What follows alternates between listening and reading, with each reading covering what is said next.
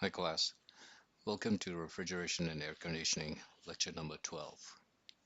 So here we'll look at some of the VCRS components, and in part 1 we'll start with compressors.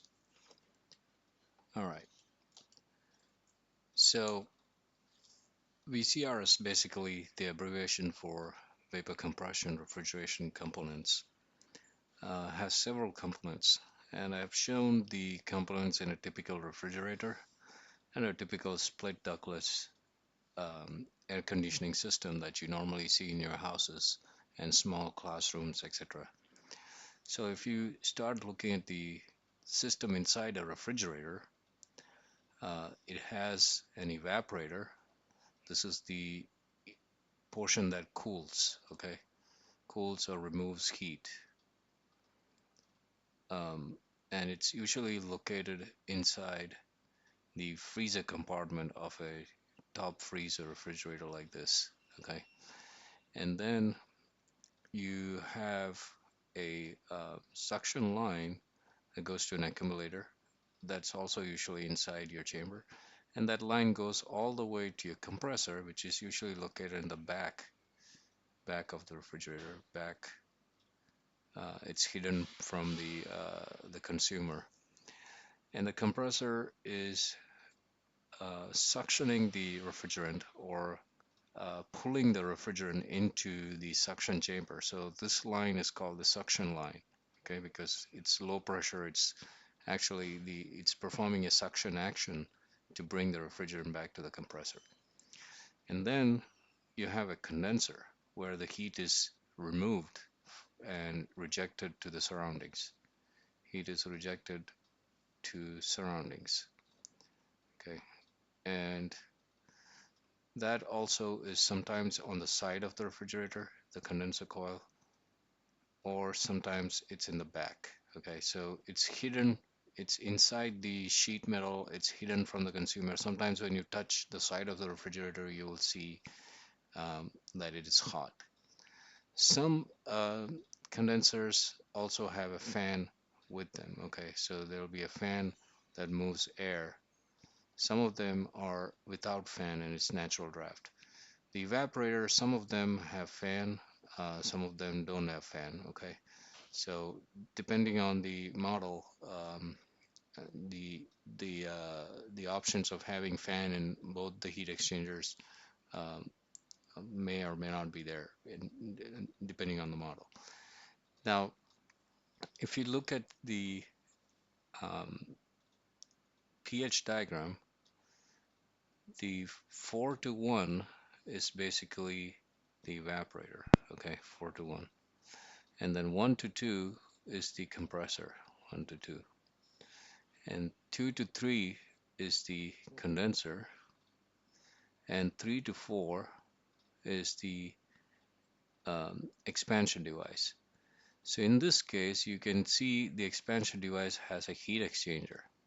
This one is basically a heat exchanger between the capillary tube and the suction line. So such heat exchangers are also called capillary suction line heat exchangers. Okay, because of that, this portion will actually come down like this. Okay, the expansion process will be will not be isenthalpic. It will gain heat and sorry, it'll come down this way. Okay, it'll come down this way because you're cooling while you're expanding, so it's not isenthalpic. So you'll have lower enthalpy when you come in here. So basically, what that means is you will gain some cooling capacity. On the other hand, you'll get superheat here. Okay, overall, having the cap suction line heat exchanger in traditional refrigeration systems gives you up to 10% energy improvement. Okay, up to 10% energy benefits. So every fridge that you see um, in everybody's houses, they all have capillary tube suction line heat exchangers. Okay, so it's different from the typical pH diagram. and it's different from what you have so far studied. I have shown you suction line heat exchanger between the hot liquid line, which is this, or the hot gas line, and the suction line. But this is between the expansion device and the suction line. Okay, so the other one you would have come out here and then drop down. So you would have subcooled. In this case, it's already in the two-phase region, but you'll come out a little bit towards the left of the dome. All right, now what about the AC system? When you look at your AC system, the indoor unit is where the evaporator is, which is the 4-1. Okay, so there's 4, there's 1. And then the compressor is typically a rotary compressor like this for most of the small AC systems. And it goes to the inlet of the compressor. There's an accumulator here. This is the accumulator. Um, the accumulator makes sure that you don't get any liquid into the compression chamber. Okay, the accumulator traps liquid. Okay, and it accumulates the liquid in there, and only the gas goes to the chamber. Okay, and once the gas is in here, you compress the gas into high temperature and pressure, and then cool the gas using the condenser. So both of these things are in the outdoor unit. Okay, you'll hear the sound of the fan and the sound of the compressor in the outdoor unit, so it'll be really loud. In the indoor unit, you usually have a box fan, and it's the fan that creates the sound in the indoor unit. So it's usually such fans are loud. That's why you hear a louder sound than other fans in your house. Um, so it's called a squirrel cage fan, and such fans are usually louder. Other than that, there is no compressor or any other moving parts in there.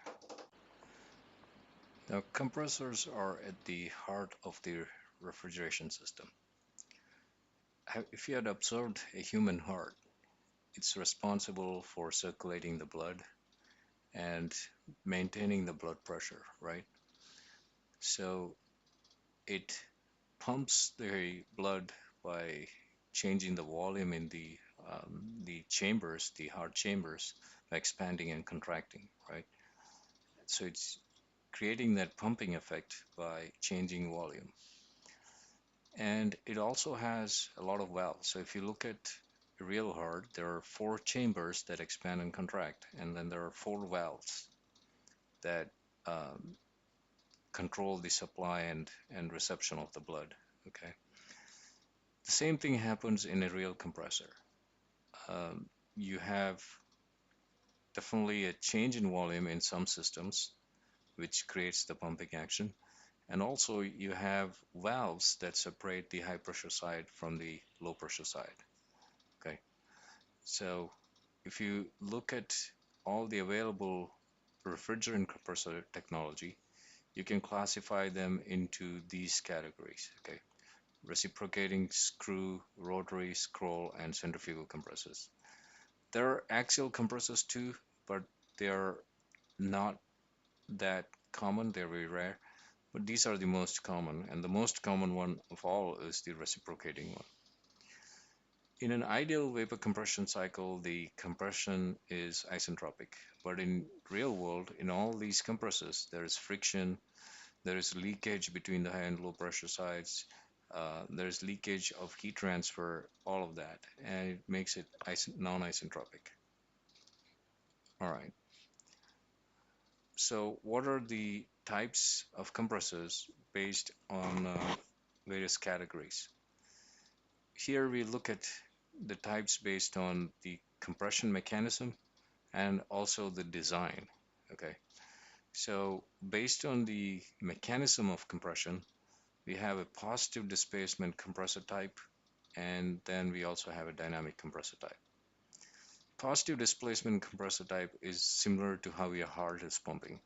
Okay, so you're basically increasing the pressure by reducing the volume. So you're reducing the pressure in performing the suction action and bringing more refrigerant by increasing the volume. So you increase and decrease the volume to keep moving the refrigerant and also keep changing the pressure. Um, so the process involves drawing a specific volume of gas, compressing it, and then expelling it at a higher pressure. So when you draw the gas, it's at a lower pressure, okay, at a lower pressure, and then you compress it to a higher pressure. In dynamic compressors, the change in pressure is obtained by converting kinetic energy to potential energy. You remember from the mechanical energy equations that we looked at earlier on during the open system conservation of energy equations. You know that pressure plus half rho E squared plus, the rho GH is kind of conserved if there is no change in internal energy, right? So the same thing here. So if that is conserved, if your velocity is decreased, that energy will be converted to pressure. Okay. So decelerating or reducing the speed of a high speed gas will create an increase in pressure. That's what these systems use. And examples for these are the centrifugal and axial compressors. Now, these are some specific applications of positive displacement and dynamic compressors. Positive displacement compressors come in several different types, and reciprocating compressors are primarily used for domestic refrigerators. Almost 90% or more, let's even say 99% of the domestic refrigerators use reciprocating technology. Some small AC units may also have reciprocating technology. Automobile ACs could have reciprocating technology. Typically, it's used for really low cooling applications, lower cooling loads. So reciprocating is basically a piston reciprocating. It's moving back and forth inside a cylinder. So that's the basic type of compressor you could imagine. Whenever we talk about a piston and cylinder in the class, when we are discussing compression and expansion process, we are referring to a reciprocating type compressor. There are also other types of compressors like rotary piston, rotary vane, etc. Instead of reciprocating, they are having rotary motion. All of these have rotary motion, okay, scroll and screw. So the rotary piston types, usually there is a rotating piston inside a cylinder to compress the refrigerant. Um, so it's used in small and commercial refrigeration, small AC systems. A lot of the dehumidifiers that you use in the houses, um, they're made of rotary piston type compressors. Rotary vane could potentially provide a slightly more cooling capacity. They're used in window air conditioners, small commercial refrigeration units, small AC systems, um, automotive AC, etc. So most of the compressors that are there in the small air conditioning systems in your house um, may be one of these from rotary piston or rotary vane. If you have slightly larger systems, like the ones used in centralized AC type, where multiple rooms need cooling, they typically have scroll compressors. They're also used in heat pumps and sometimes in automotive ACs. The screw type compressor is primarily used for really large applications, industrial refrigeration, large HVAC systems for a big warehouse or storage area are some examples. Okay, so what does a screw compressor look like? It will basically look like two interlocking helical rotors. It will look like two screws are interlocking and rotating together. Okay, so in a continuous process, that's how it'll look like. And all of these compressors, we will watch videos to further understand their operation. So we'll be looking at some videos to learn more about these compressors. So these are all positive displacement where there is a definite change in volume, right? Um, a large volume gets compressed to a small volume, um, either discontinuously or continuously, right? Um, for example, in screw, this process is more continuous as opposed to in reciprocating where it's happening every cycle. Dynamic compressors are also continuous compression processes, but instead of raising pressure by um, compressing or instead of raising pressure by reducing the volume, they use pressure recovery through acceleration and deceleration. Um, it, Centrifugal compressors are used in really large HVAC systems and industrial refrigeration. Um, Axial compressors used in jet engines and also ultra large refrigeration plants. This is not really very common. Okay. Um, all right. So let's look at another way to classify compressors. This time it's classified based on the drive location. So based on the drive location, you could basically say it's hermetic, semi-hermetic, or open. Hermetic means it's fully sealed. Everything is happening inside the compressor. So the electric motor that drives the um, compressor is inside the shell, inside this welded shell. Okay, so all you need to supply to this is electric power. Everything happens inside.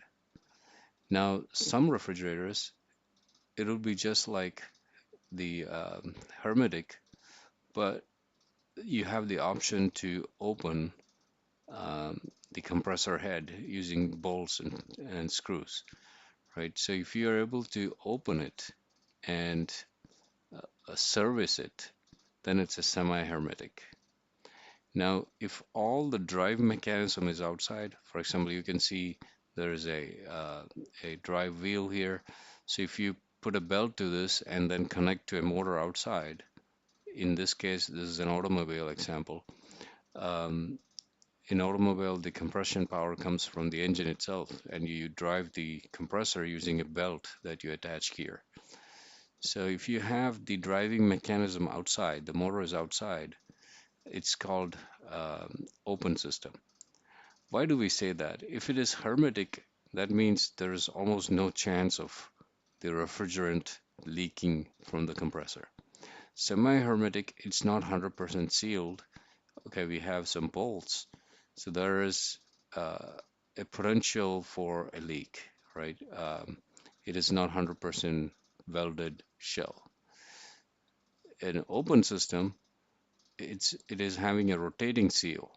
So the shaft is going into the compressor, and there's a rotating seal around that shaft, which is rotating the compressor inside. So it is it is a an open system. So if you look at the potential for refrigerant leak, it's the highest in open type systems, and it's lowest for hermetic systems. This is why your car air conditioning system need to be recharged after a certain duration, and it's less of a problem with the refrigerators where they use a compressor like this. Okay, all right, so all the applications are listed here for different types of compressors. Okay, let's start with the basic compressor, which is the reciprocating positive displacement type compressor. So it has a cylinder and a piston. So this is the cylinder and a piston. The cylinder has two valves. There is a suction valve and a discharge valve. In this figure, this is the discharge valve, okay, that's showing the high temperature fluid.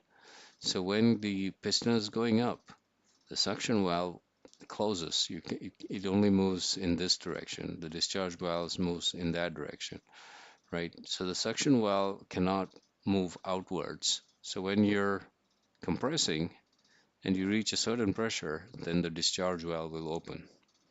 And now when you go down and when you uh, reduce the pressure in here, um, the suction valve will open and some gas will come from the suction side, right? And then um, this process repeats.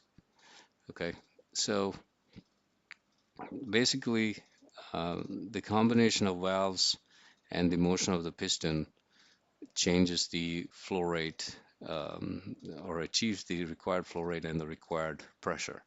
So this is very similar to how your heart is working. Okay, instead of the piston moving back and forth, it's the heart muscles moving back and forth, expanding and contracting, and the heart valves opening and closing, just like this. Um, so one thing to note here, and we'll watch a video on this, is how many places that we can have friction. So friction can happen in 5 places, okay? So it's not an isentropic compression. The friction locations are: one, it's between the cylinder and the piston here. Then there is another location between this connecting rod and the cylinder. So that is 2, because you can see it needs to rotate or pivot around this axis. So there is another friction possibility there. Then a friction here, that is 3, and then friction here before it connects to the motor. So 4 friction points um, are there, and they all happen because we are trying to convert. 3 of them happen because we are trying to convert um, rotational motion into linear motion. Okay, if we just had linear motion to begin with, we will only have 1 friction point. But we are converting a rotational motion to a linear motion. That means we'll have at least 4 friction points. Okay. All right, let's watch a video, and then followed by that, let's watch a video of a linear reciprocating compressor. So this is what you call a conventional reciprocating compressor. Okay, so first let's watch the conventional reciprocating compressor, and then watch a video of linear reciprocating compressor. So the linear compressor, it provides improvements over the reciprocating one because the motor is linear motor. So the motor provides linear motion instead of a rotational motion. So it inherently reduces the number of places where there is friction. So it reduces the unnecessary heat loss and heating due to friction, which means that if it is designed correctly, it will be a much it'll potentially have much better energy savings than the conventional compressor. All right, let's go ahead and watch a couple of compressor videos for reciprocating. Let's take a deeper dive into the reciprocating compressor. Our journey begins with the cylinder, the compressor's heart, where the refrigerant is compressed. Next is the piston, the workhorse that creates the pressure for the compressor to operate effectively.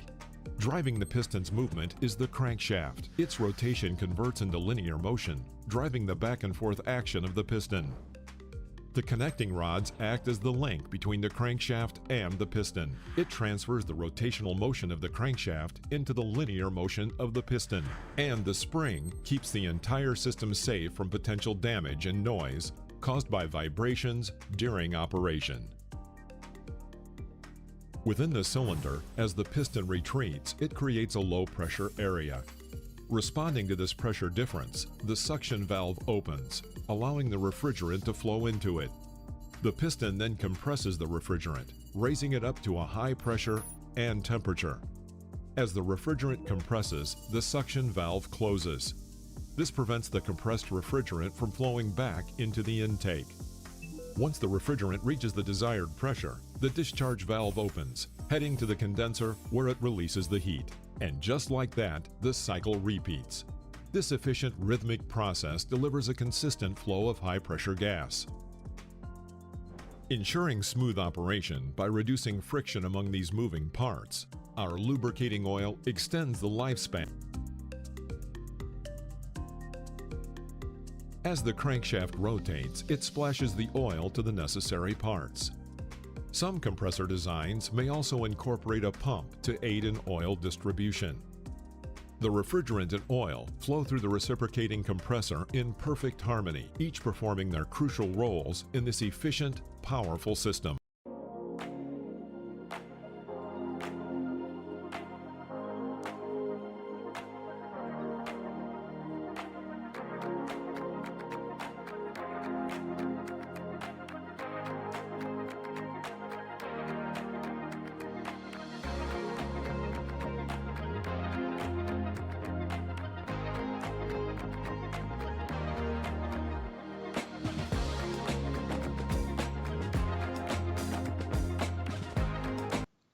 Now let's look at rotary piston compressors. So the components here include, of course, a cylinder in which the gas is compressed, a roller which acts like the piston that we saw in the regular reciprocating compressor. There's a crankshaft that transmits the rotating motion to the roller. There's inlet valve and outlet valves, basically discharge and suction valves. Just like in reciprocating, there's always oil lubrication to lubricate the friction points and reduce the heating up due to friction. And then there is a vane or blade, which is basically this component that separates the low pressure side from the high pressure. And how does this all work? The basic mechanism here is slightly different from the piston mechanism of a reciprocating. In this case, the piston is not moving back and forth. It's basically rotating, and it's rotating in an eccentric manner. It's not rotating perfectly at the center. So this is the rotation axis.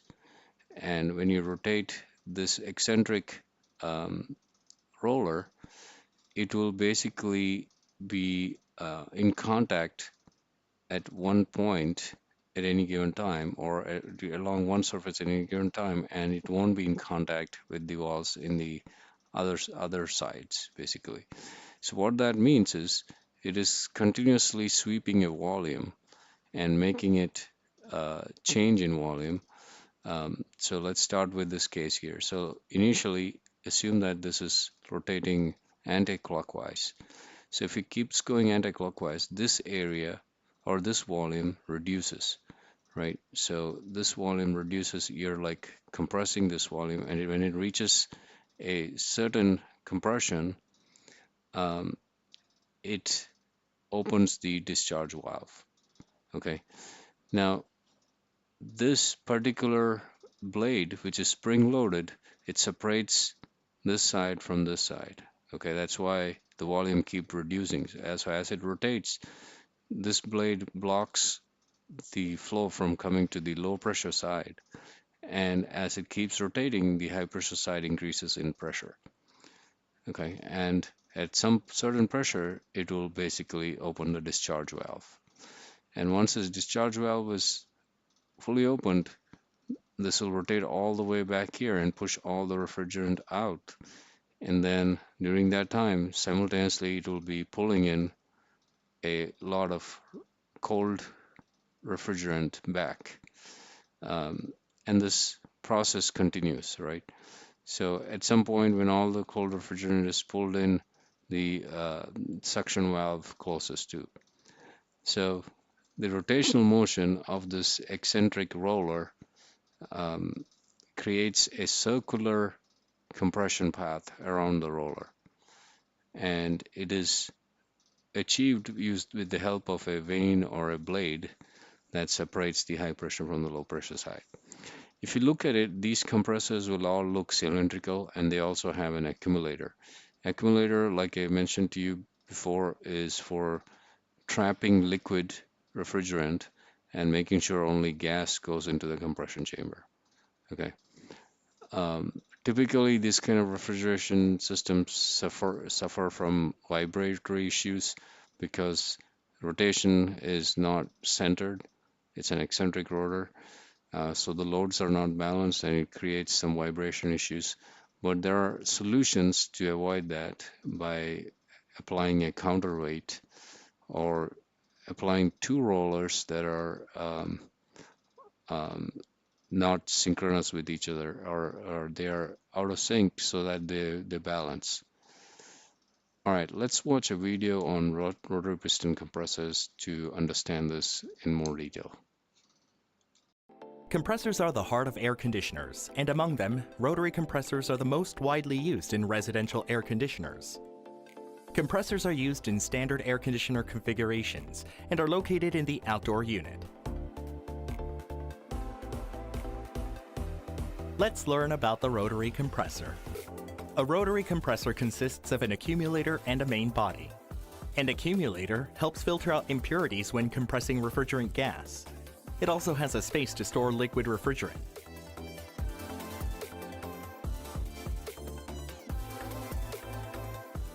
The liquid refrigerant stored in an accumulator is evaporated into a gaseous state.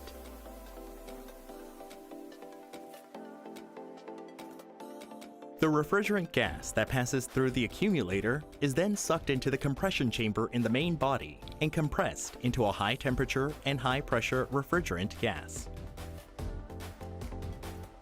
This is what the compression chamber looks like. The compression chamber consists of 6 components. The crankshaft rotates rollers with kinetic energy from the rotor.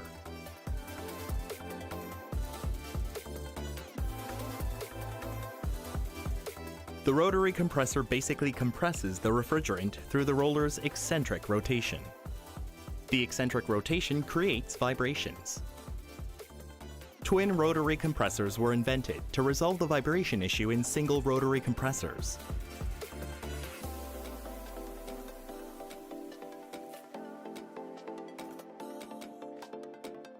The vibration in a single rotary compressor is high due to the roller's eccentric movement, whereas the crankshaft of a twin rotary compressor has 2 rollers positioned at 180 degrees to achieve balance and lower the vibrations.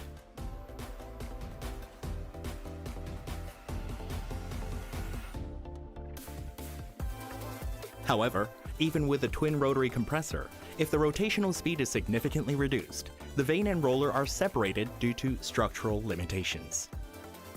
When the vane is separated from the roller, the barrier between high pressure and low pressure refrigerant disappears, causing a leak. As the vane and roller repeatedly separate and unite, a knocking sound occurs. This leads to a decrease in the efficiency of an air conditioner. By combining the vane and roller, we have eliminated the possibility of refrigerant leakage or abnormal noises.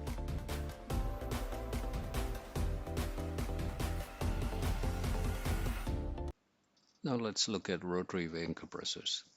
It is a variation of rotary piston compressor. Instead of one piston, you have several vanes here that are attached to spring and they move in back and forth as the rotation happens. So this creates multiple compression and expansion chambers, okay, suction chambers. So it involves, of course, a cylinder, which is the stator, so that doesn't rotate. Um, and it has a rotor, which has all the sliding vanes attached. Um, these sliding vanes move in and out of the slots in the rotor to create the compression chambers.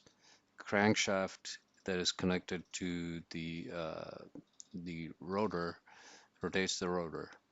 Um, you have, depending on the design, you have 1 or 2 inlet or suction valves, 1 or 2 inlet or outlet valves. Okay, and of course, just like any other compressor, it also has oil lubrication system, bearings, drive mechanism, etc. From the outside, again, this will look similar to the rotary piston compressor. It's cylindrical in appearance, and it also has the suction accumulator. So there are mainly three types of designs.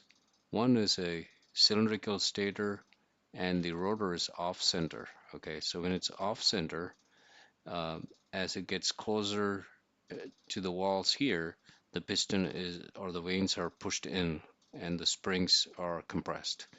As it moves away, the springs extend and push the vanes outwards, thereby sealing different chambers from the other chamber, adjacent chamber. So multiple friction points, a lot of friction points in this design and also in its variations. The other variations are the stator is kind of elliptical shape, and the vanes are radially going in and out. The other option is the stator is cylindrical in shape, just like here, but the vanes are going at a canted or at an angled way. They're not radial.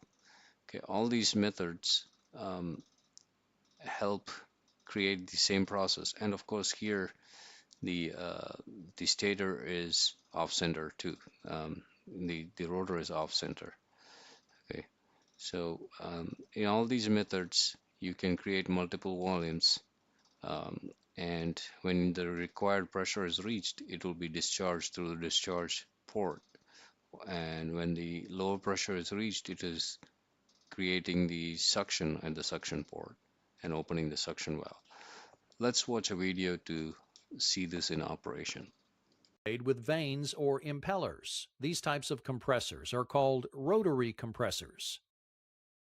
Rotary compressors typically consist of a cylindrical housing with adjustable rotary vanes, an inlet, and an outlet. The vanes are on an off-center drive shaft. As the shaft rotates, the vanes slide in and out to maintain contact with the cylindrical compressor wall. As they do, they create chambers within the cylinder of varying sizes. Air enters at the largest chamber. As the vanes rotate, they retract, causing the chamber to get smaller and compress the air. Air exits at the smallest chamber. Rotary compressors are typically free of the vibration and pulsation that occurs with reciprocating compressors.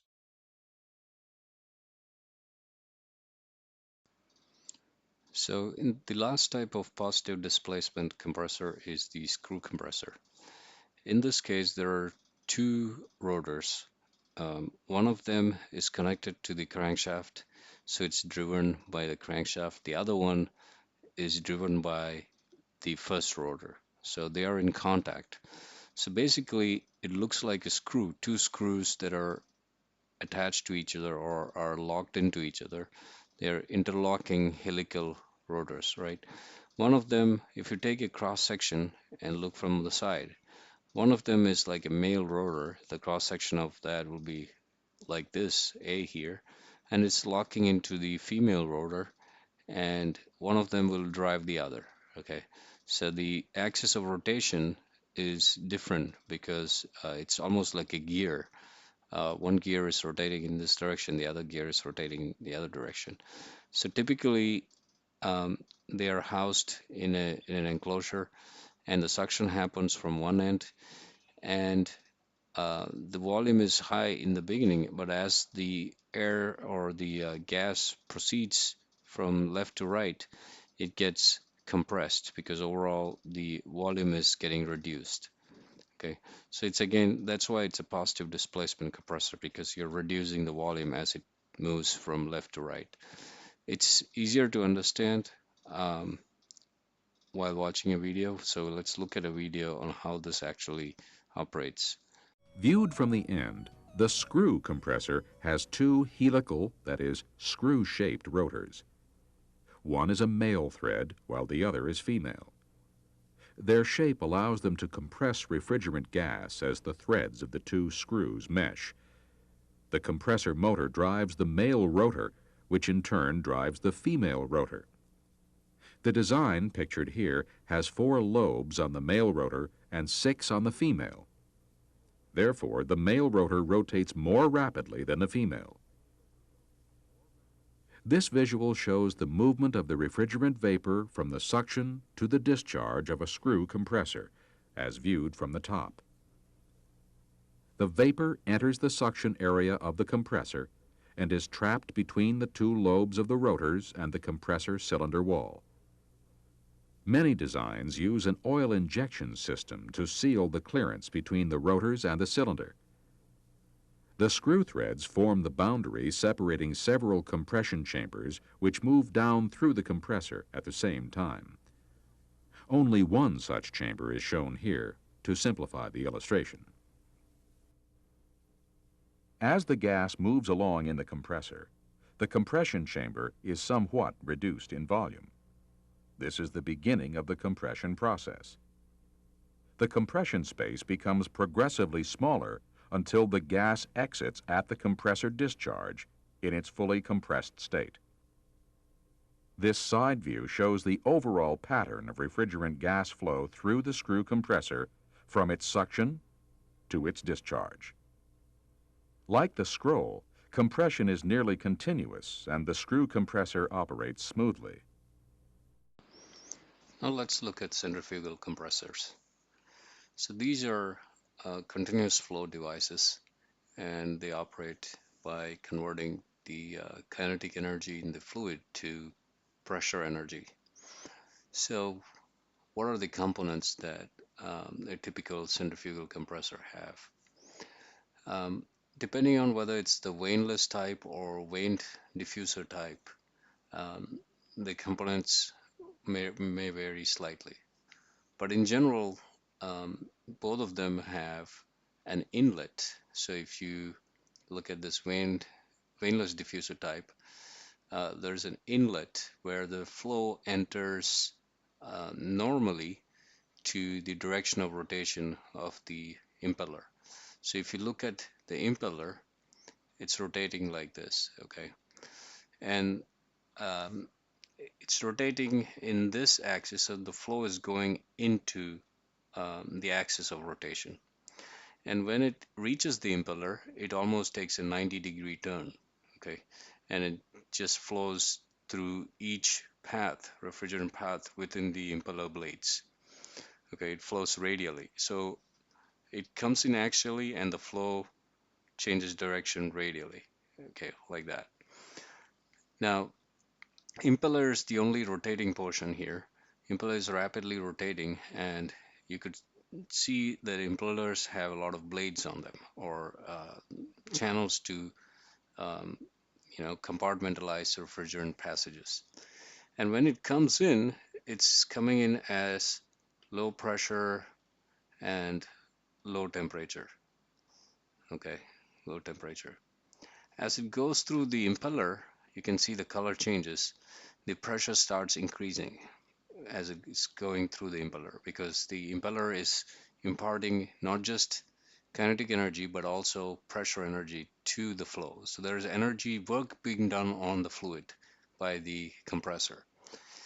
And as it exits, it exits into a region. It's not very well depicted here, but let's look here. So this inner circle is the impeller. Okay, number 2 is the impeller, basically this. So this is the impeller. So once it's gone past the impeller, it reaches a space called the vaneless diffuser. There is no vane, and that's this area. Okay, this narrow area here. That's increasing in area as you go outside, right? So the cross-sectional area increases as you're moving from a small circle in the center. Now you have a larger diameter circle, so you're expanding outwards. When you're expanding outwards, and the high velocity flow suddenly slows down. And when you slow down the flow, the kinetic energy gets converted into pressure energy. This area, if you have some static blades in there, then it's called a vane diffuser. Okay, if you don't have these blades, then it's called a vaneless diffuser. So the blades also stop the flow or decelerate the flow further. Okay, vanes help to further slow down the flow. So if you have vanes, you get a higher increase in pressure. If you don't have vanes, you still get an increase in pressure. And once you go through that um, diffuser portion, then you get into the volute casing portion, which is basically it looks like an expanding spiral. So it's a smaller volume in the beginning and it becomes a bigger volume towards the end. So you can, if you take a cross section here and here, you can see this volume is bigger than this volume here. Okay, so and based on the direction of the spiral, you can figure out the direction of rotation of the impeller. It will be in the same direction. So the rotation of the impeller is like this. So the flow will exit the spiral like this. Okay. So overall, it's imparting energy through the impeller motion and then decelerating through expanding area through the diffuser and the volute and a little bit through the impeller itself. And the pressure is raised accordingly. Okay, and there are two types of these diffusers. There is no volume reduction here. On the contrary, you're seeing the flow uh, is flowing through the opposite of a nozzle, where it's seeing a larger area as it progresses through the impeller to the exit of the pump. All right. Now let's look into the performance of reciprocating compressors. We'll start with volumetric efficiency. Now, what is our final goal here? Our final goal here is to understand how a compressor does what it does. So what I mean by that is compressor is able to deliver a certain mass flow rate at and create a certain pressure differential. So the mass flow rate is delivered at a certain pressure differential. What I mean by pressure differential is there's a pressure ratio between the high pressure side and the low pressure side. So the compressor creates both these effects. It's able to move the mass flow rate or create the mass flow rate and create the jump in pressure. Now, what are the elements or what are the parameters that determines the mass flow rate through the compressor? So there are certain things we can think of. So imagine this is a compressor. We'll think of a black box, okay? And this is the high pressure outlet. This is the low pressure inlet. So, and something happens inside. There is a piston and a cylinder, let's say. So inlet is coming in at a certain pressure. We call it the vap pressure, and the outlet is at a condenser pressure. It's a higher pressure, okay? So there's an inlet tube and an outlet tube, and there's a piston system inside.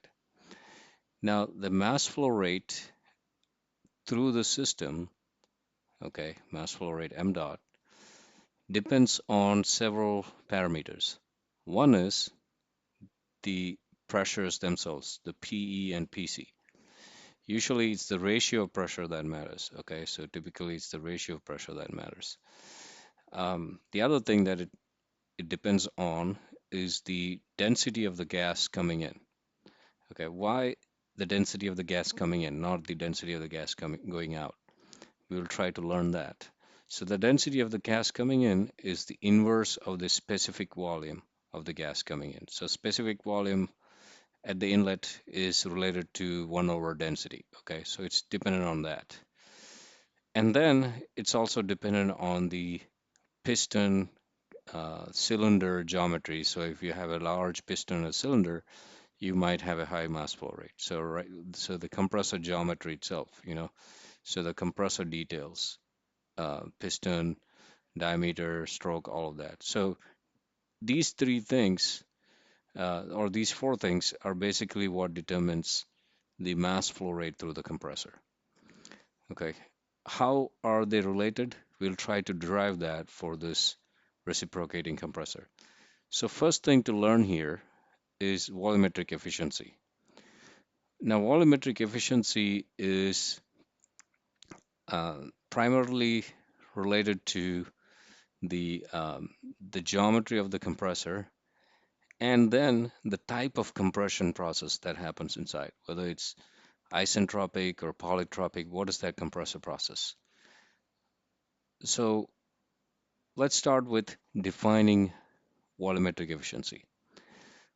It's the actual volumetric flow rate. Okay, let's call it actual volumetric flow rate that's happening in the compressor. Um, in compressor, okay, actual volumetric flow rate in compressor, because the volumetric flow rate outside the compressor may be different, because as the density changes, the volumetric flow rate can change. So if outside the compressor the density is different, then the volumetric flow rate is different. Okay, so the volumetric flow rate that happens particularly at the inlet of the compressor, that's what that means.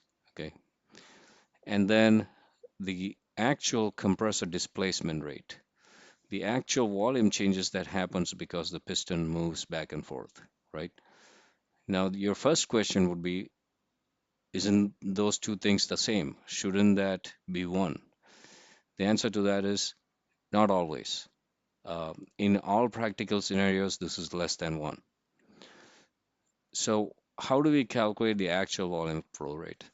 The actual volume flow rate is if we know the mass flow rate and we know the inlet density, um, or the specific volume, then the inlet volume flow rate. So basically, volumetric flow rate is basically inlet volumetric flow rate. So the inlet volumetric flow rate, big VI, is m dot times the small vi, right?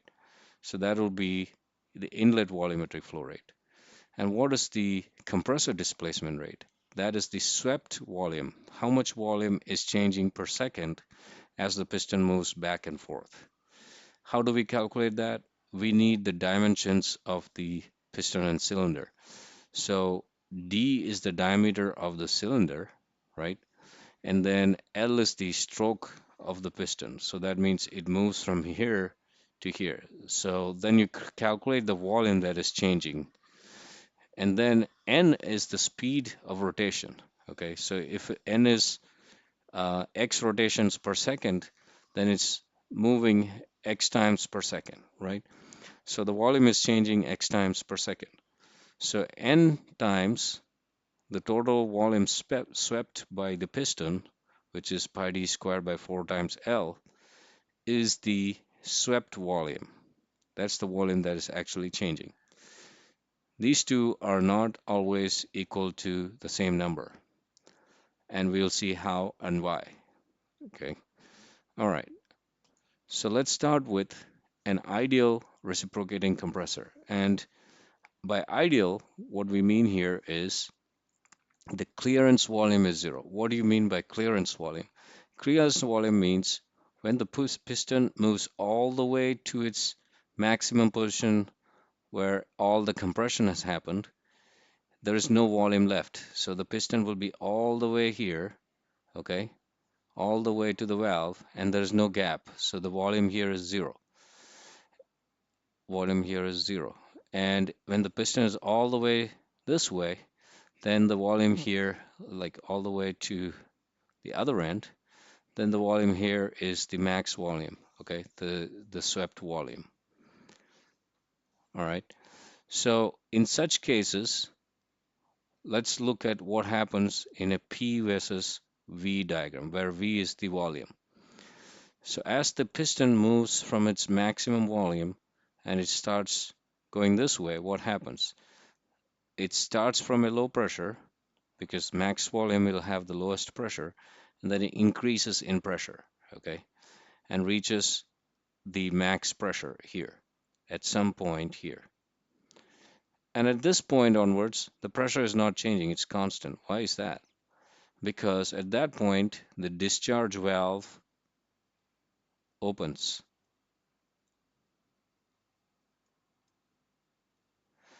Discharge valve opens. And when the discharge valve opens, the pressure is constant, and it's the condensing pressure or the discharge pressure all the way to volume zero. And at volume zero, there is no more gas in the cylinder. And immediately when it reaches the volume zero, the piston moves back again, almost instantaneously. And when it moves back again, the pressure drops quickly and the valve opens quickly. Now the suction valve opens almost instantaneously.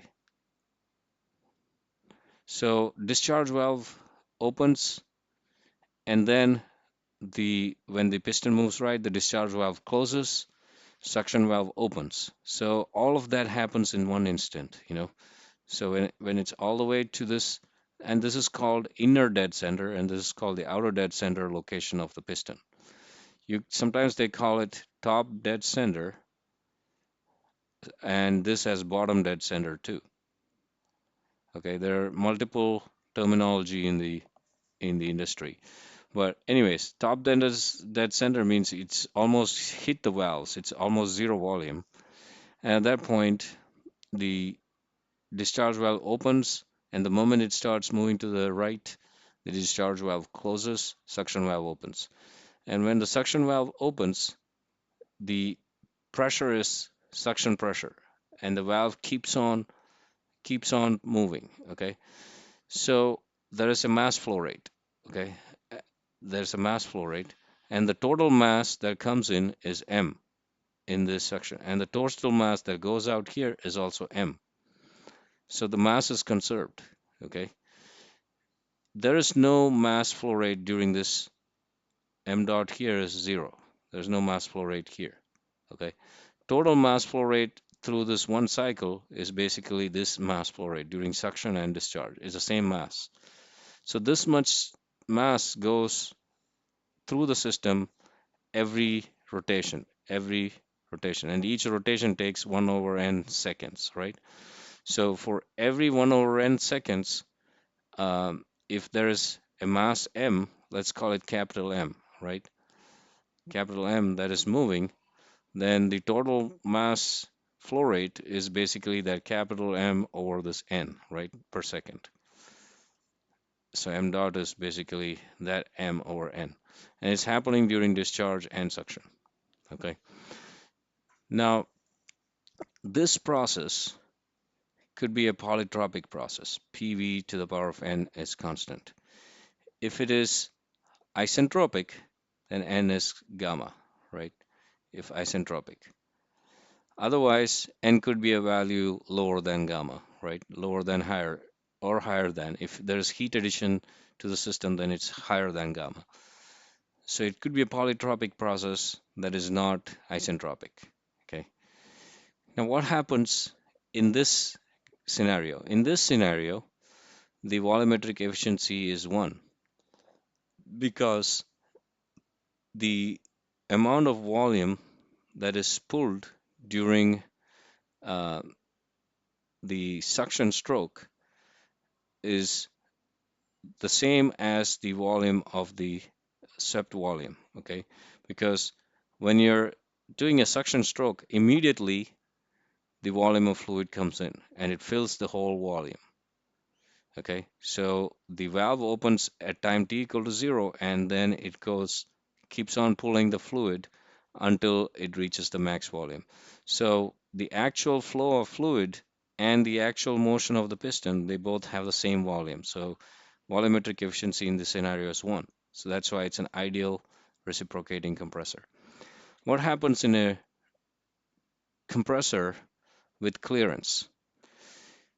In this case, you have, when you're in the um, outer dead center or the top dead center, right? I forgot how did we inner dead center, sorry. So when you're in the inner dead center or the top dead center, you have some volume here. This is called clearance volume, okay? Or we can denote it by VC.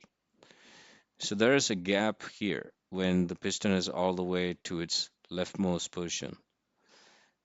So how will the pressure versus volume curve look like? So you have a PV to the power n equation here, and then the discharge valve opens, and it comes all the way till here, right? And it stops here. That means at this point, there is some amount of gas that is trapped gas, right? So when you start suction, right? When the piston starts going this way, discharge valve closes. But the suction valve is also closed, okay? Suction valve will only open when the pressure is reached this condition. It will only open at this condition. So how does it open at that condition? Um, you have to basically pull the piston back to a certain distance, and here at point D, basically point D, the pressure is equal to the outside pressure on the suction side, and now the valve opens, and then the pressure is constant. So only a portion of the piston motion is pulling in the mass, right? Only this portion. You're not using the whole motion of the piston for pulling in the mass, and this portion for pushing it out, okay? So basically, the ratio um, of this volume from A to D and this volume from A to C is the volumetric efficiency now. Okay, so how do we calculate that? The first thing to know is what is the clearance volume ratio. So the clearance volume ratio is typically expressed as the volume of this small trapped gas to the total swept volume. How much does the cylinder move and the volume change per second to total swept volume? And typically that is 5% or 5 to 8% in that range. Okay. And the reason for the clearance volume is you don't want the piston to go hit the valves and damage the valve plates. You've seen in the video how the valve plates cause the valve to move inwards, especially the suction valve.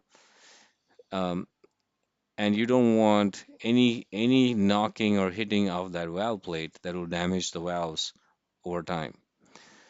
You could also have thermal expansion or contraction, which can affect this tolerance, right? So the piston, cylinder, valve plate, all of them could be thermally expanding and contracting. So you have to account for that small variation. So because of that, almost every compressor has a clearance volume, and that would mean that the volumetric efficiency is always less than 1. Now, this process could also be a polytropic process, right? PV to the power of n. And it could be the same n value as is happening in the actual compression process.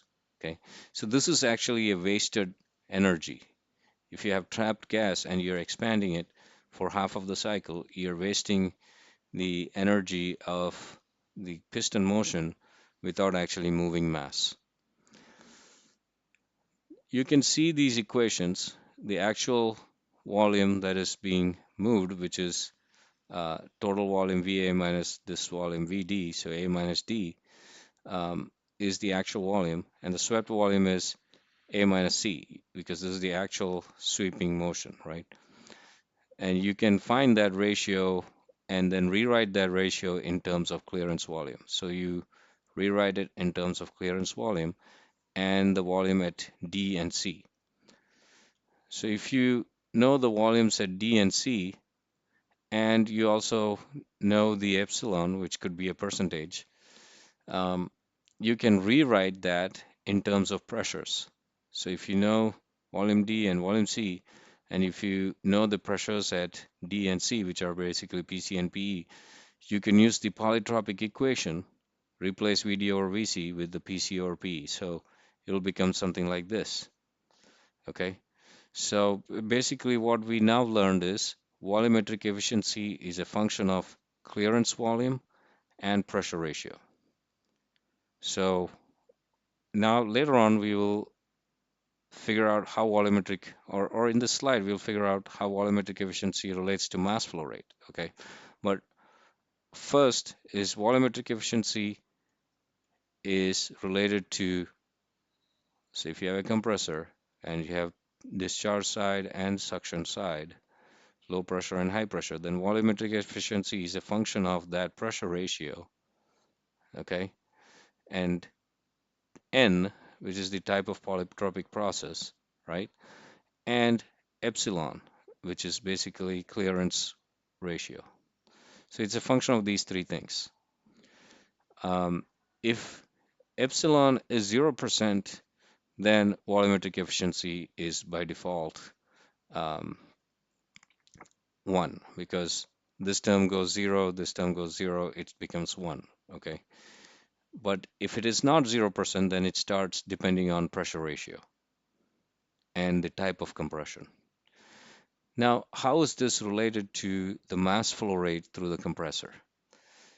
We already know from the first definition of volumetric flow rate is, the volumetric efficiency is volumetric actual inlet volumetric flow rate, actual inlet volumetric flow rate to compressor displacement rate. And compressor displacement rate is the rate of swept volume. And the other one is mass flow rate times inlet specific volume. So if you rearrange this, use this equation for eta V, then you'll get mass flow rate is 1 minus all this times the swept volume times VI. So what does this lead to? This lead to the things that I talked about earlier, that mass flow rate is dependent on the pressure ratio, mass flow rate is dependent on the inlet specific volume, and mass flow rate is dependent on the compressor geometry and the compression process. So if you look at these terms here, mass flow rate is dependent on the compressor geometry, which tells you about the clearance volume, the compression process, which tells you about N, what kind of compression process that is, the pressures at the inlet and the outlet, the pressures, right? And then also the geometry of the compressor, which tells you how much is the swept volume, and then the inlet density of the refrigerant. Okay, so if you look at all of these, you will be able to understand the mass flow rate through the system. So if you have the same compressor and you change the refrigerant, the things you will change are basically this value, right? If you have the same compressor and you have the same, if you have different refrigerants, the things you will change are the inlet density. You'll also change the value of N. You'll also change the pressure ratio, because the pressure ratio for different refrigerants could be different. But let's say you kept the same pressure ratio. The value of N will be different, right? So N and VI will be different. You could keep the same pressure ratio, but for different refrigerants, you will have different mass flow rate because of the specific volume difference and the compression process difference for different refrigerants. The other parameters could be kept constant. All right. Now, how does the volumetric efficiency of a compressor and eventually the mass flow rate of the compressor depend on the evaporator temperature? So evaporator temperature is directly dependent on evap pressure, which is inside this parameter. Okay, so that's how it's primarily get affected. But let's try to understand it again more from a physical standpoint. So what we are looking for here is, if you consider a pH diagram for a refrigerant, and if you have an ideal VCRS cycle, right, we are assuming that the condensing temperature is kept constant and we are only changing the evaporator temperature. But on a pH diagram, keeping the condensing temperature constant means you're keeping the condensing pressure constant.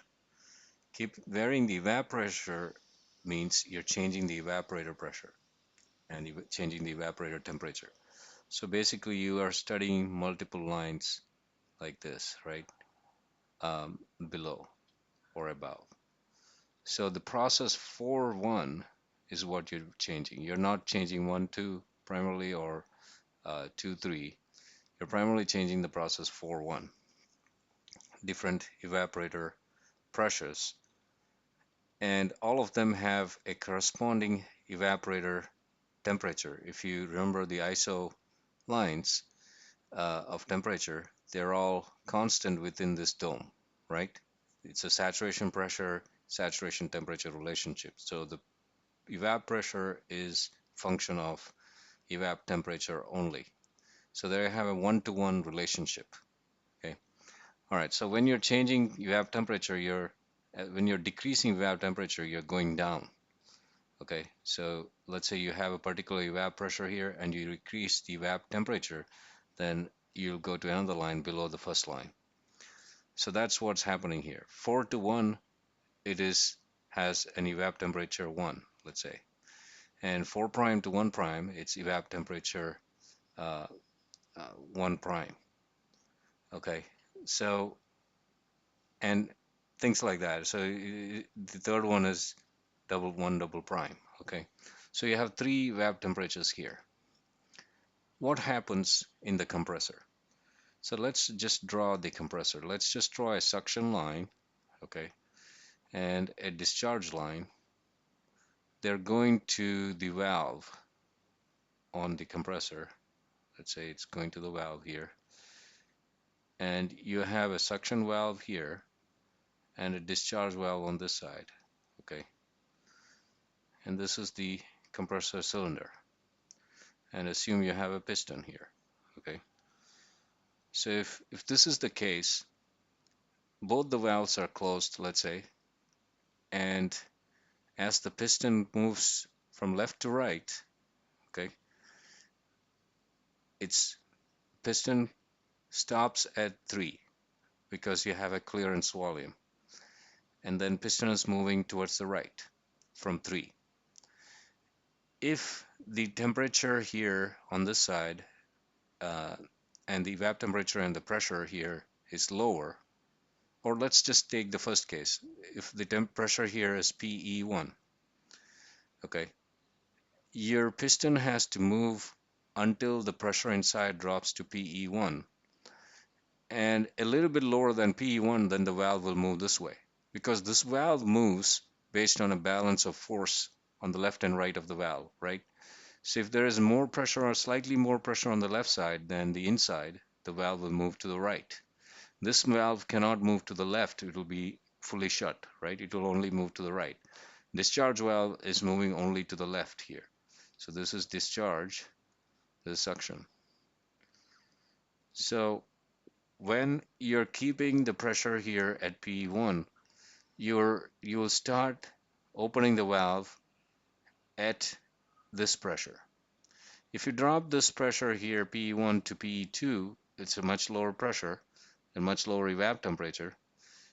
You will have to move the piston further out, okay, for it to open now. So it will open at a distance now at a volume at V4. So you wasted this much stroke of the piston. There's no mass flow rate being pulled. The mass flow will be pulled only for this small distance for this case. Now, if you reduce the pressure even further, you will pull the mass only during this distance. So this is the effective mass flow rate distance. Okay, so basically this is the full swept volume from here to here to here, and the ratio decreases. This ratio to this is less than 1. This ratio to this is even less than 1. This ratio to this is even more less than 1. So as the evap pressure decreases, then eta V decreases significantly. Okay, that's what this says. The volume of the refrigerant compressed decreases significantly. Since the compressor displacement remains the same, the volumetric efficiency decreases as the evaporator pressure or temperature decreases. All right, so that's pretty straightforward. So imagine all these valves and the piston moving when you think about evaporator temperature. Once you have this in your mind, you don't have to just memorize what happens at low pressure. Will the mass flow, will the volumetric efficiency increase or decrease? If you think from the standpoint of a piston, cylinder, valves, discharge, and suction pressures, it just comes to you automatically. Okay, you don't have to memorize. You will basically understand the science. All right. Now, how does the mass flow rate get affected? So we only looked at the volumetric efficiency. Now, how is the mass flow rate affected? Mass flow rate is basically volumetric efficiency times the actual swept volume divided by the inlet um, density or the inlet specific volume. Okay, multiplied by the inlet density or divided by the inlet specific volume. This is a property of the compressor. So this is not affected by the evap temperature. This is affected by evap temperature. This is a function of evap temperature and evap pressure. This is also a function of evap temperature. Okay, so this decreases with evap temperature. If evap temperature is decreasing, this is also decreasing, right? What about this? What about specific volume? So if you have a PV diagram, right? You have a PV diagram, you have plotted that before. If I have a certain pressure, PE, okay, the specific volume of gas is basically this value here, right? This value here. Now, if I go a lower pressure, what happens? The specific volume increases, right? It becomes here. So as PE decreases, or the inlet pressure decreases, specific volume increases, or density decreases, right?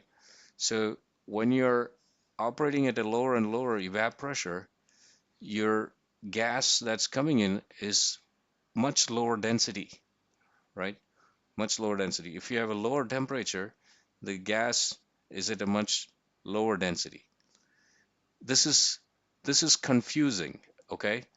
Because if you think of so basically lower evap temperature means lower inlet density and higher specific volume.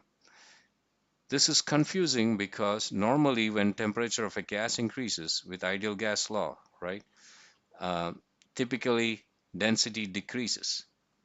Here, or in other words, if temperature decreases, density increases for a normal gas under ideal gas law. But this is not ideal gas law. We are talking about saturation conditions, okay? So as temperature drops, density decreases, density doesn't increase. Okay, density decreases at the inlet of the compressor. So at the inlet of the compressor, okay, if the density of the gas decreases, for the same amount of volume that is moving, you'll move less mass, right? So if you have the same amount of flow going, so if you have this volume being displaced, right? But now your density is lower, that means for the same volume, you have less mass going through. So your mass flow rate will decrease because of that. So you get hurt by two places. You get hurt by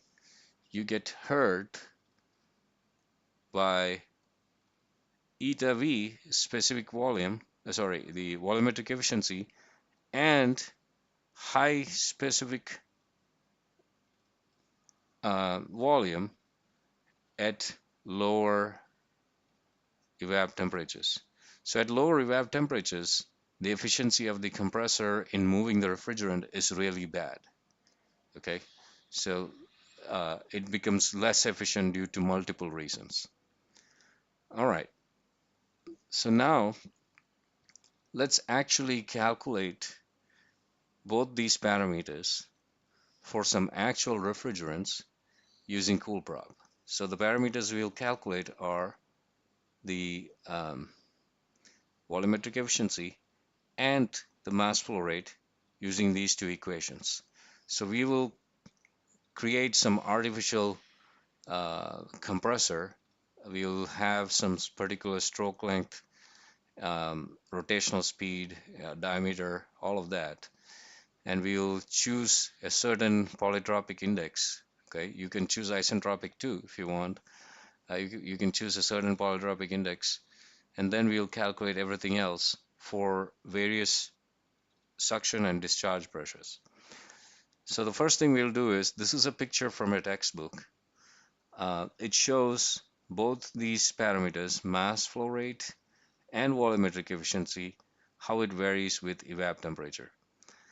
So if you look at mass flow rate, it has to, so if you go from high evap temperature to low, it decreases really at a fast rate. Okay, it decreases really fast. And the volumetric efficiency also decreases, but it decreases at a slower rate. Okay, and you know that that's because you also get hurt by the specific volume. All right, so let's open the Excel file for the analysis. So the Excel file name is reciprocating compressor. Let's open the R134A tab and let's create this particular plot in Excel using CoolProp. So what are the input parameters? All the input parameters are shown in orange here, okay? And we are trying to create this plot, mass flow rate and specific volume with respect to evap temperature or suction. So here is where you change the refrigerant. Here is where you change the clearance volume. Okay, so you can put 5% or 8%. I'm leaving it at 8% for now. Then the geometric parameters of the reciprocating compressor. The D is the bore of the cylinder, which is basically the diameter. And L is the stroke length, right? And N is the rotational speed, revolutions per second. So this should be per second. So or maybe I inputted this in minutes. Let's see how I used it. Overall, when you calculate it, you have to calculate it in per second. So let me verify that really. Yes, so I do convert that to revolutions per second. So this one I should say, this is not really N, this is NM, let's call it NM. So because it's in per minute. So 1000 RPM to 3000 RPM is typically the range in which the compressors rotate, up to 3600 RPM basically. That's the range in which most compressors rotate. Okay. So what are we doing here? We are keeping the condensing temperature constant, for example, 40 degrees C. You can see that in this plot, condensing temperature is constant, and we are changing evap temperature and studying what happens to volumetric efficiency and mass flow rate. So evap temperature, I'm varying from -35 to almost 23. Typical refrigerator evap temperatures could be anywhere from -21, -27 to -17, somewhere in this range, because you want to keep the freezer at -18. So somewhere in this region is where the evap temperature will be. But we are looking at a wide range of evap temperatures and trying to understand how that affects the flow through the compressor. And what are the other parameters here? We have created a polytropic index, PV to the power of n, and that we are choosing an index lower than the gamma value. Here you can see I'm calculating the gamma value, which is Cp over Cv, right? So I'm choosing a value lower than that, which is 1.1, assuming it's non-isentropic. So for plotting these two values, how are we calculating the m dot and volumetric efficiency? Volumetric efficiency is calculated using pressure ratio. So we need to know the pressure ratio. So if you know T evap and T condenser, you can calculate T evap basically using saturation formula. So you could use the temperature and then use any quality value. You could use zeros, you could use one, any value between 0 and 1. So you get the saturation pressure, which is the PE. And you do the same thing for condenser, and then you take the ratio of these two to get the RP value, which is the pressure ratio. Um, I think I'm calculating that here. So the pressure ratio is calculated using these two pressures. So the pressure ratio is the one thing you need. The other is this N value and the epsilon value which you're providing, the clearance ratio. So once you have those three, it's easy to calculate volumetric efficiency. And you can see that volumetric efficiency is really low when you have low temperatures. And it goes higher and higher up to almost 95% when the temperature is increasing. So that's why the orange value keeps increasing, and it increases in this way. Now, how do you calculate mass flow rate? For mass flow rate, the equation involves not just the volumetric efficiency, you also need to calculate swept volume flow rate. What is the swept volume flow rate? Swept volume flow rate, you need to know the um, actual swept volume, which basically is, you know, the dimensions, the diameter and the stroke length. So you use that to calculate, and then you multiply that with the rotations per second, right? So you get the meter cubes per second of that. So you can easily calculate that, and that will be a constant value throughout, right? It's one value for the compressor. It's independent of evap temperature. It's just the geometry and the speed. The other thing you need is the specific volume at the inlet, which is basically this value, VI. So this is calculated using the props SI function with temperature at the inlet, okay, the evap temperature, and you basically say it's fully saturated gas. So calculate that for gas, and you do 1 over density to calculate the inlet specific volume. So once you have all that, you basically use, I guess, you basically use the same formula um, that you just looked at in the slides. So this formula, so you know this value, you know this value, and you know this value. So overall, you calculate mass flow rate here in kilograms per second. Okay, so if you know how fast the piston is moving, what is the type of refrigerant that you're using, um, you can calculate that. And I have calculated for multiple refrigerants. Okay, this is for R600A for the same conditions, R290 for the same conditions, and you can compare them, how the mass flow rate is changing. Let's take a quick look at between R134 and R600A and look at the mass flow rate at, let's say, minus 35. So at minus 35, the mass flow rate for R134A is um, 3 zeros and 418. For R600A is much lower, almost 50% lower. So you could see that depending on the type of refrigerant, for the same pressure and temperature conditions, the flow rates can be different. Okay. The primary reason for this is R600A has higher specific volume. Okay. Then, so let's compare the specific volumes. So the specific volume for R600A at the inlet for that condition is 0.9. For R134A, for that condition is 0.28. So R600A has higher specific volume.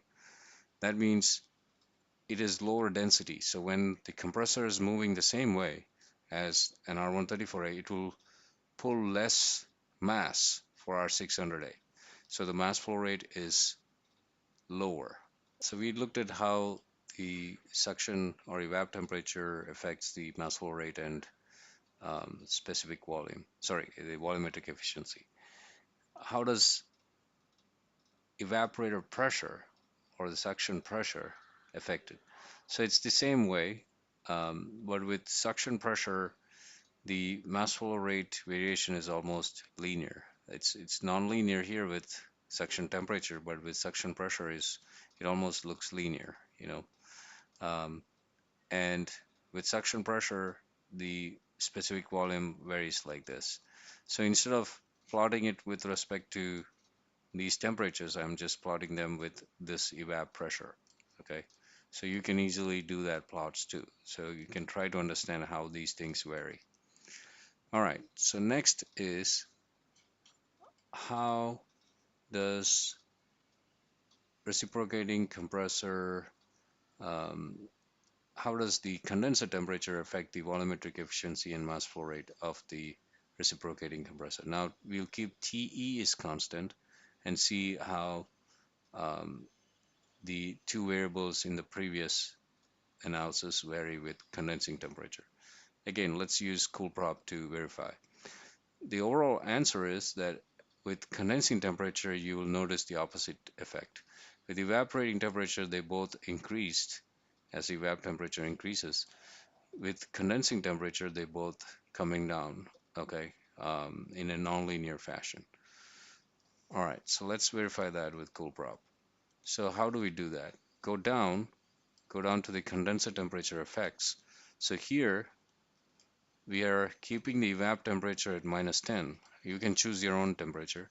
We are varying the condensing temperature from 5 to almost 62.5. Typically, condensing temperature will be slightly above the ambient temperature. So if your room is, let's say, at 25 degrees C and you have a refrigerator in that room, your condensing temperature would be maybe 29, 30, or 35 in that range, a few degrees above the room temperature.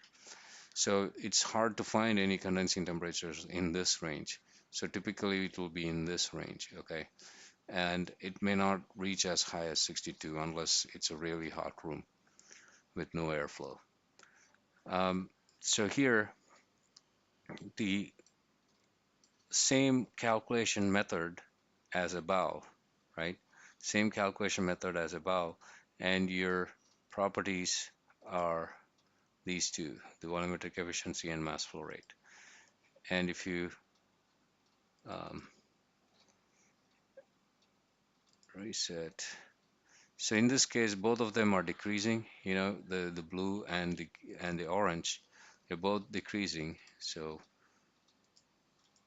blue is the mass flow rate, and orange is the volumetric efficiency. One is on the primary y-axis, and the other is on the secondary y-axis. Okay, and they're both decreasing with condensing temperature.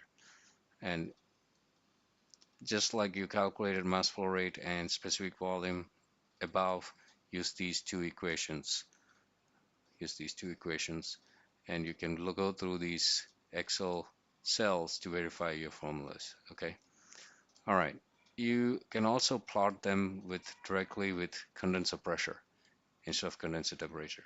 With condenser temperature, there is, if I was nitpicking here and I chose point not 4, you can see there's a curvature, okay? And if I chose 0.4 for this, 0.4, so you can see that there's a curve. It's not exactly straight line, just like this is predicting. It's decreasing at an increasing rate, okay? It's not a straight line. But with condenser pressure, it's almost like a straight line.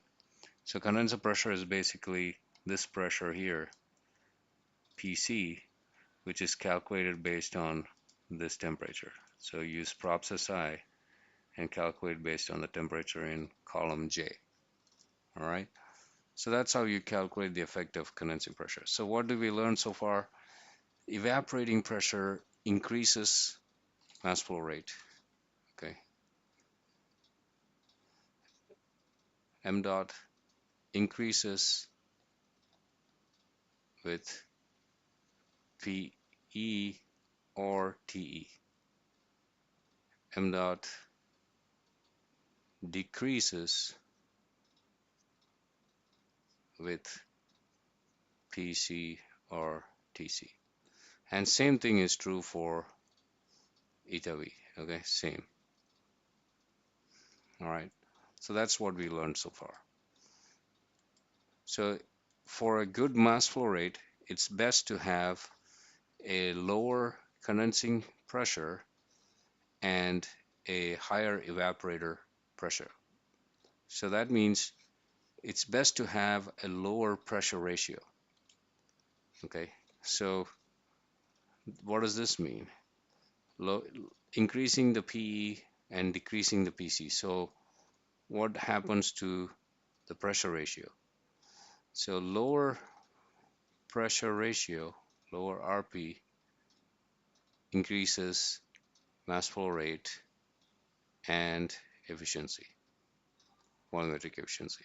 Okay, that's what we have learned so far. Now the next is we will just try to understand the refrigeration effect and cooling capacity versus evaporator temperature. This is not related to the compressor itself. Um, this portion is not the compression process. This portion is just the cooling process. So what happens if you're here versus here versus here to the cooling capacity? So cooling capacity is basically, if you remember, the enthalpy at 1 and enthalpy at 4, right? So H1 minus H4 is the refrigeration effect. Cooling capacity is if you multiply the refrigeration effect with mass flow rate. So you have this much enthalpy per kilogram, okay, in one scenario versus another one for another scenario. So depending on the dome, your QL value will change. What you can see here is as you go down this line, the length is decreasing, right? So as the TE is going down, QL should decrease based on this. H1 minus H4 should decrease. Is that true? Based on what we see in books, QL is decreasing. What about rate of QL or the cooling capacity, which is in watts, not joule per kilogram? So joule per kilogram times kilogram per second of mass flow rate. What about that? So QL is decreasing at a certain rate. Q prime L is decreasing at a much faster rate. Okay. So what is the reason for that? Because you already know that the mass flow rate is decreasing at a faster rate. So QL is already decreasing and mass flow rate is decreasing. So the Q prime L, which is a product of these two, will decrease in a much faster way. Okay. Or in the opposite way, if you're increasing TE, Q prime L will increase in a much faster way. All right, so what does that mean? So if you have a compressor and you have condensing temperature and condensing pressure, evaporating pressure and evaporating temperature, right? So if the evaporating temperature increases, what happens to cooling effect? Cooling effect increases by a lot for a small increase in evaporating temperature because you can see it's increasing at a very high rate. The reason for that is one, you're moving up in the dome and this distance increases for most refrigerants. Okay, 4 prime is 4 double prime, 1 double prime is smaller than 4 So as you go up this distance, the refrigeration effect increases. Plus, we already know the mass flow rate increases tremendously because of the specific volume effect and the volumetric efficiency effect. Now, mass flow rate times QL increases much higher because there are two things that are increasing. Both m dot and QL are increasing, so their product increases in a much faster rate. So let's plot this and try to match what is there in the textbooks using CoolProp. All right, go to the same Excel file, and in this case, what are we trying to find? We're trying to find the refrigeration effect. So we need to know H1 and H4. Okay, so H1 and H4. So what do we know? We know in a pH diagram, let's go back to the pH diagram. So we know these two pressures. Okay, so let's say we're talking about P evaporator here at 4 and then P condenser. We also know the T condenser and the T evaporator because it's directly related to the P condenser and P evaporator. Now what we need to know is what happens at 4, the H4. H4 is same as H3, okay? And H1 you can calculate based on quality equal to 1 and TE, okay, or PE. Here H4 you can calculate based on quality equal to 0 because it's the same as here and here. It's isenthalpic, right? Quality equal to 0 and T equal to TC. So that way you can calculate both these enthalpies, right? If it moves down, you can calculate here too. So you calculate H1 and H4 based on that principle. So let's look at how I calculated H4. So what did I use? I used temperature, which is basically the condensing temperature at 0.3, and then I used a quality of 0. Okay, so that gave me the H4. And H1, I'll use a quality of 1, and I will use the evaporator temperature. So T will be evaporator temperature. And the difference is basically QL. If I take that difference, is basically QL. And if I multiply that difference with the mass flow rate we calculate here, we get the cooling effect, which will be in watts. Okay, so that's how we calculate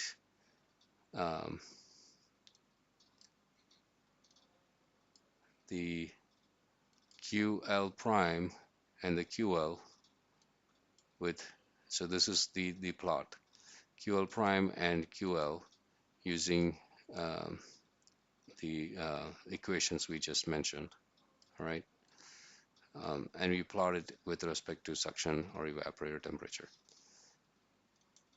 All right, that's the same plot you see here. All right, so that's confirmed. You can do that for other refrigerants too. I have shown that for R600A and R290. It's the same type of plot. So for all of them, the cooling effect is increasing much faster with evap temperature, and the and the refrigeration effect is increasing too, but at a slower rate. Okay. All right. Now, the same things with condenser temperature. Now, what happens is if you keep the evap portion constant, okay, and you try to go up, what happens is because of the shape of the dome, let's say this you were here before, now you'll move to a different 3 value. Okay, this was the original condensing temperature and this is the new one. Okay, so what happened because of that? So if you increase condensing temperature, your refrigerant effect is reducing. It used to be from here to here, now it's shrunk to only this much. So QL should decrease with increasing condensing temperature. Okay. Now what about Q prime L? We know that as condensing temperature increases, m dot decreases, right? So if you go here, let's look at um, effect of condensing temperatures on m dot. M dot decreases with increasing in condensing temperature, right? So m dot is decreasing with increasing condensing temperature. QL is also decreasing, so the product will also decrease. Okay, so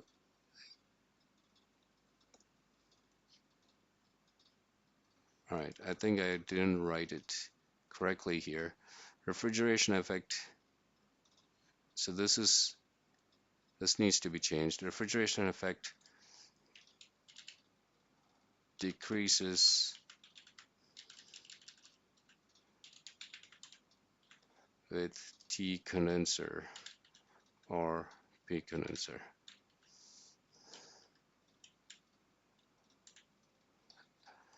Okay, and since mass flow rate of refrigerant decreases, the cooling capacity increases sharply or decreases sharply with increase in condensing temperature. So I needed to fix this here. So cooling capacity decreases more sharply, Q prime L, compared to QL, because both mass flow rate and QL are decreasing. Okay. All right, let's confirm this using coolprop. Let me save this first to make sure we got this correction in. All right, so if you look at coolprop, now what we have to do is go to R134A and go to the condensing temperature effects. So look at the same type of calculations. You can see both QL and Q prime L are decreasing, and they're calculated the same way here and here, QL and Q prime L, or QL prime, the same way by multiplying the mass flow rate with the refrigeration effect, and they're both decreasing. Okay, so condensing temperature and evap temperature, how do they affect the cooling effect? So higher the evap temperature, better the refrigeration effect, and better the cooling capacity. So this is watts, and this is in joules per kilogram. Okay, both of them are good, are increasing. Condensing temperature has to reduce for the same effect. Okay, QL increases, joules per kilogram, and QL prime, which is in watts, also increases. So a higher, and this is applicable to pressure too. Okay, um, so a lower pressure ratio, okay, lower pressure ratio is better for cooling capacity. Okay, because a lower PC and a higher PE means a lower pressure ratio. All right, so now we looked at the effect of cooling effect. Again, this is not directly related to compressor. This is outside the compressor. Okay. Um, Now let's look at what happens in process 1-2, which is directly related to compressor. So now it's about how much work is done in the compressor. So how much work is done in the compressor based on variations in evaporator temperature. First of all, what is the formula for work in compression work done? It is basically, on a pH diagram, it is basically H2 minus H1. Okay, that gives you the work of compression in joules per kilogram. Actual compressor power in watts is whatever that work of compression is in joules per kilogram, multiply that with kilogram per second, which is the mass flow rate. So what happens when evap temperature drops to both of these things? For the work of compression, the answer is straightforward. Okay, it constantly decrease, decreases as the evap temperature is increasing.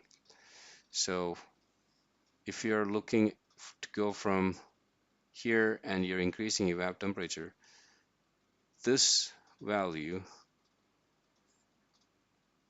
keeps on reducing, right? Because of the shape of the dome, this value keeps on decreasing. So the H2 minus H1 value keeps on decreasing, okay?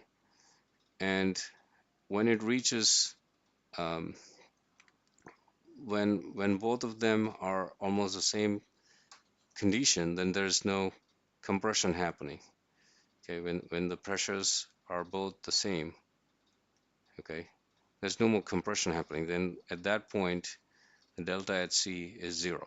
So it starts from high value and almost no cooling capacity when both the temperatures, um, this temperature and this temperatures are the same. When this line meets this line. What happens to work? Work is this value times mass flow rate. Work done increases, reaches a maximum, and then decreases. Why is that?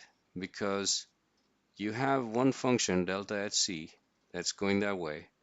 You have another function, the mass flow rate, with evaporator that goes this way, right? So there's another function that goes this way. So the product of these two will give you a function that looks like this, okay? This is m dot, and this is m dot times delta at C. Because this wants to keep on increasing, this wants to keep on decreasing. So when you keep multiplying these two, it'll reach a maximum, after which it'll keep on decreasing, okay? That's what uh, this chart from textbooks look like for a constant condensing temperature. We can recreate that, and you see that maximum and decrease using a coolprop. Let's open the file again, okay, and go to the evap temperature effects on the top, and we calculate H1 and H2. How do we calculate H1? Um, we know the pressure and temperature at this point, and we know that it is quality is 1. It's at saturation, and it's becoming fully vapor. So quality is 1, and the evap temperature, we calculate H1. Okay, that's how we did it before. So quality is 1 and evap temperature. H2, we are using condensing temperature, okay, condensing temperature. And then we are also using a density at that condition. How do we get the density at this point? So we are using the condensing temperature, T condensing, and the density, which is basically 1 over specific volume. So we use these two things to calculate that. How do we get density? Because we know the pressure and specific volume at this point, um, we know the same properties here because we assume that the compression process, okay, let's go back to the compression process here. Um,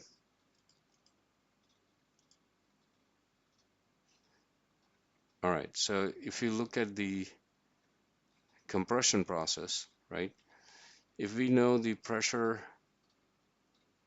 evap pressure, and the specific volume at the inlet here, then we can assume PV to the power of N, right, is constant for a specific polytropic process. And we also know that this is P condenser at this point. So using this formula, you can find the final V at the discharge of the compressor, okay? So that's how, when the compression process is done, we use that polytropic index to calculate discharge specific volume. Okay, this is the inlet specific volume at suction, and this is the discharge.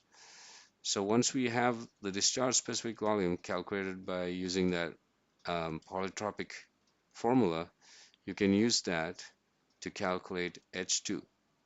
So you're basically using 1 over N5, 1 over the specific volume at discharge. And you have H2. And once you have H2, which is also in joules per kilogram,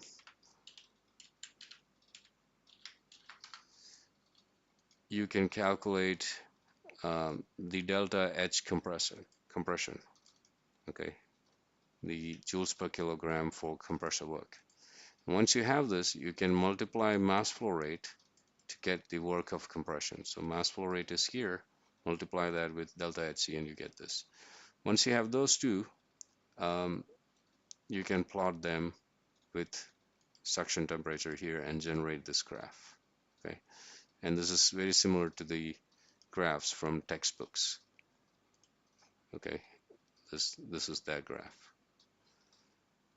All right. Sorry, this is for condensing temperature. This is that graph. Okay. Now let's do the same thing for condenser. With condensing temperature, what happens is as you go down in condensing temperature, again, you're 1 to 2, so H2 minus H1, right? This distance was this before, and that reduces to a lower distance. So as condenser temperature goes down, your delta HC also goes down. So as condenser temperature increases, delta HC increases. Okay, so if this goes above, then you have to do a lot more work. So delta HC, work of compression, increases with condensing temperature. What about WC? For WC, you have to see what happens with mass flow rate. So the mass flow rate decreases with condensing temperature, and delta HC is increasing. So when you have both of those things, you multiply, you get a function where it reaches a maximum value and then decreases. Okay, so you can do that plot also for condensing temperatures here, and you can see delta HC increases and the mass flow increases, the work of compression increases, the actual compressor work increases and then decreases. Okay, maybe I should adjust the plot.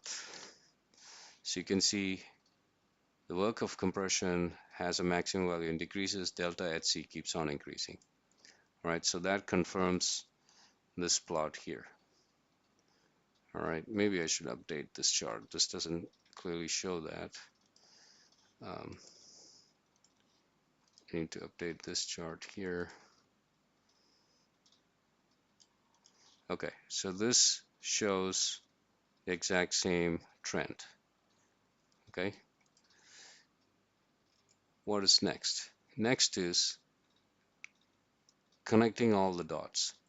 So far we looked at, if this is the pH diagram, right? pH diagram. So far we looked at 1, 2, 3. So far we looked at QL that happens here, and we looked at work of compression and QC that happens here. Now it's time to figure out the efficiency of the system. So efficiency of the system is basically output. In our case, the output is the cooling capacity and the input is the compressor work. So it's either this, or, which is all in joules per kilogram in the numerator and joules per kilogram in the denominator, or you could use the actual compressor work, which is WC in the denominator, and the actual cooling capacity, just Q prime L in the numerator. So watts over watts. That should give us the COP, right? And we have the COP values plotted for evap temperature here. And what it's telling us is the efficiency of a vapor compression system using a reciprocating compressor should increase with evaporator temperature. The lower the evaporator temperature, the worse the efficiency. Okay. Um, and this is for condensing temperature is constant. And the same thing with condensing temperature, the COP decreases. COP increases with evap temperature, COP decreases with condensing temperature. Okay, so let's confirm these two plots and make sure that these two plots are correct. So go back to the same charts. First, look at the evap temperature effects. We have the plot here, and how did we generate this plot? We have to look at the COP. And how did we calculate COP? We took a ratio of QL prime and WC. You'll get the same value if you take the ratio of QL and delta HC, okay? Because the mass flow rate will cancel each other out in the numerator and denominator. So COP is increasing as we go down, which is increasing as the evap temperature is increasing, and increasing at an increasing rate. Same thing for condenser, it's decreasing, okay? You're plotting the COP here. All right, so we have confirmed that too, and you can check that for different refrigerants and see how the COPs are for the same conditions. All right, so now we learned that the mass flow rate of refrigerant through a compressor, especially a reciprocating compressor, is related to these terms, right? The pressure ratio, evaporator, condenser over evaporator, then the compression process, 1 over n, what is that PV to the power n process, then the size of the compressor, and this is also related to the evap temperature. So primarily, if you know the compressor details, okay, so you know everything about the compressor, clearance, volume, all of that, then mass flow rate is a function of primarily two things. Okay, if you know everything about the compressor speed and all of that, then it's primarily a function of condensing pressure and evap pressure. Because condensing pressure and evap pressure are also directly related to the condensing temperature and condensing evaporator temperature, you could say mass flow rate is a function of temperature and the two temperatures.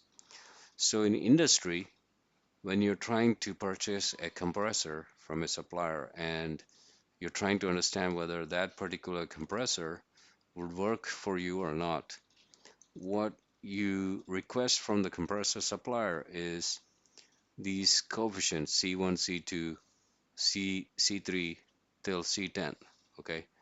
These regression coefficients supplied by the manufacturer. So the manufacturer basically does a lot of testing at different TE and TC conditions.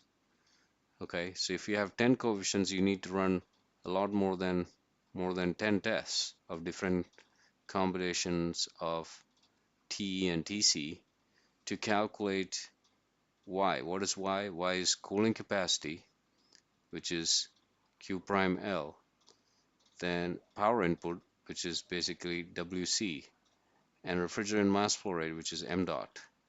Okay, the three things we discussed here. So based on just the two temperatures or the two pressures, P and PC, they will give you these coefficients. Okay, and this will help you model that system in your particular application. So if you have these coefficients and you're operating within the pressure or temperature ranges the manufacturer supplied, you could create this function, okay, and you will know how much power your compressor will be able to use or will it need for a given pressure and on the inlet and the outlet, how much mass flow rate you will get, right? So this is basically called the AHRI standard 540 polynomial, all right?